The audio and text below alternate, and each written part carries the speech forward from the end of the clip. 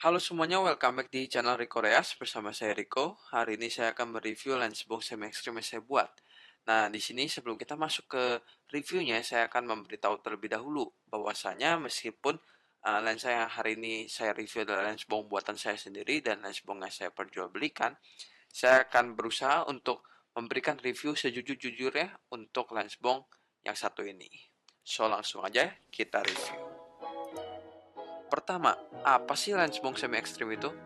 Oke, lens box semi ekstrim ini adalah sebuah lensa makro, yang berarti tujuan dari lensa ini adalah untuk memotret objek kecil, seperti serangga, bunga kecil, maupun objek-objek kecil lainnya.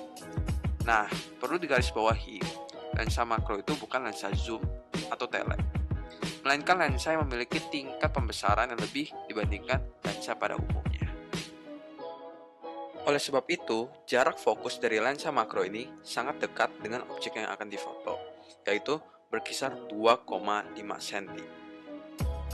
Sedangkan cakupan frame yang dapat ditangkap lensa ini kurang lebih 2,1 cm pada rasio 4:3.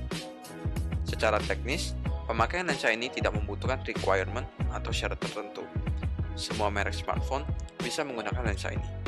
Dan lensa ini juga kompatibel untuk semua konfigurasi kamera, baik itu single, dual, triple kamera, hingga seterusnya. Posisi kamera yang berada di ujung maupun di tengah juga tidak menghambat penggunaan lensa ini karena jepitan yang cukup panjang.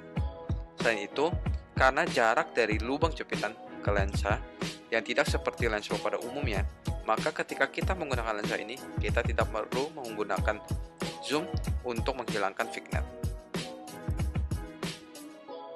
Kemudian mari kita berbicara mengenai build quality. Overall, lens box ini memiliki build quality yang oke. Secara kualitas kacanya, tidak perlu diragukan lagi karena merupakan hasil bongkaran dari lensa prosumer. Jepitan yang dipakai berbahan dasar plastik dengan dilengkapi karet yang bertujuan sebagai anti-slip ketika dipasang pada smartphone kita. Untuk minusnya sendiri pada build quality adalah lensa ini tidak serapi lensa lain pada bagian lingkarannya ini. Dan pemasangannya ke penjepit menggunakan lem tembak. Jadi kita harus berhati-hati ketika membersihkan bagian dalam dari lensa ini. Nah, berbicara tentang perawatan, sebetulnya tidak ada hal yang mencolok untuk perawatan lensa ini. Intinya adalah, ketika selesai digunakan, disimpan kembali ke pouch, lalu dimasukkan ke dalam ziplock yang sudah disertai silika gel dalam paket pembelian.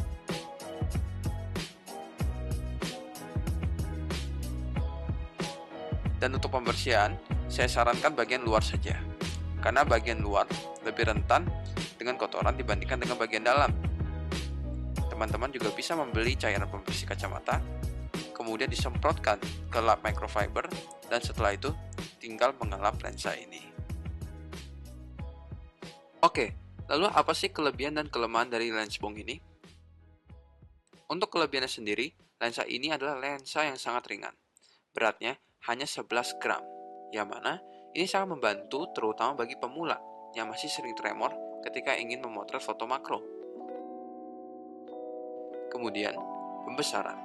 Pembesaran dari lensa ini sekitar 1:1 bila dibandingkan dengan lensa makro pada kamera APS-C. Sehingga untuk objek-objek seperti jumping spider, fly akan terlihat lebih jelas detailnya dibandingkan dengan lens box lain.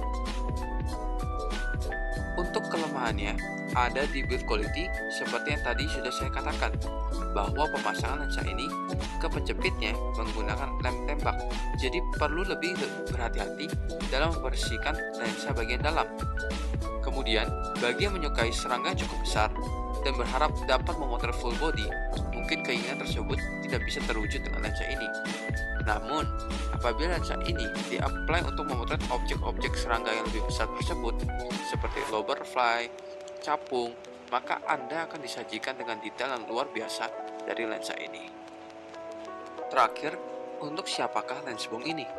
Menurut pendapat saya sendiri, lens box ini dapat digunakan baik oleh para pemula maupun yang sudah mulai beranjak levelnya.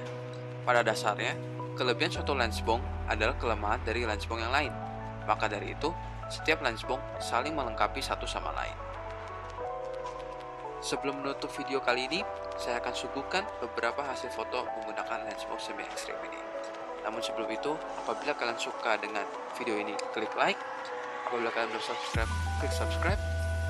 Bagi Anda yang ingin tahu informasi lebih lanjut, sudah saya cantumkan pada kolom deskripsi di bawah. Bagi Anda yang ingin belajar atau ingin tahu lebih jauh lagi mengenai Lensbox ini, Anda bisa mengunjungi Instagram saya @rico_tayas. Terima kasih karena sudah menonton. Kita jumpa lagi pada video yang selanjutnya.